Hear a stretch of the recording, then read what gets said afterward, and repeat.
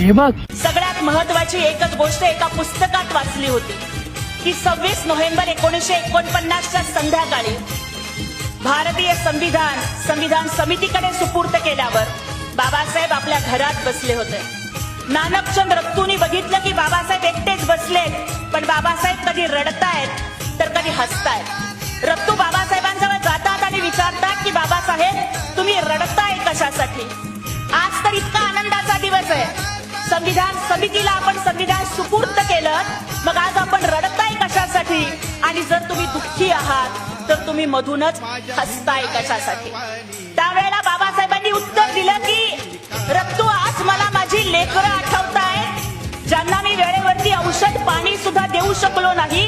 त्यामुळे माझी 4 लेकरं रमेश, इंदू, गंगाधर, राजरत्न ही अकाली गेली. आज मला माझा राजरत्न आठवतोय की राजरत्नाच्या मृत्यूच्या वेळेस तर माझ्या रामूच्या फाटक्या पदरामध्ये गुंडाळून मला माझ्या लेकराला निरोप द्यावा लागला. माझ्या लेकरासाठी नवीन कफन सुद्धा मला आणता आलं नाही. त्याचं दुःख वाटतंय म्हणून मी माझ्या लेकरांच्या आठवणीत आज रडतोय.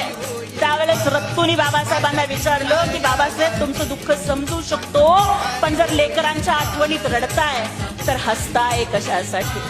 त्यावेळेला बाबासाहेबांनी उत्तर दिलं की रत्तू, अरे माझ्या राजरत्नाला रामूच्या फाटक्या पदरात गुंडाळून निरोप द्यावा लागला, पण या भारतात जन्माला येणाऱ्या प्रत्येक राजरत्नाला सुटापुटात जगता यावं याची सोय भारताच्या संविधानात करून ठेवली आहे, म्हणून मी हसतोय. रुतबा मेरे सर को तेरे संविधान से मिला है, रुतबा मेरे सर को तेरे संविधान से मिला है, ये अधिकार भी मुझे तेरे संविधान से मिला है. औरों को जो मिला है शायद मुकद्दर से मिला है, लेकिन हमको तो ये मुकद्दर भी बाबा साहब के संविधान से मिला है.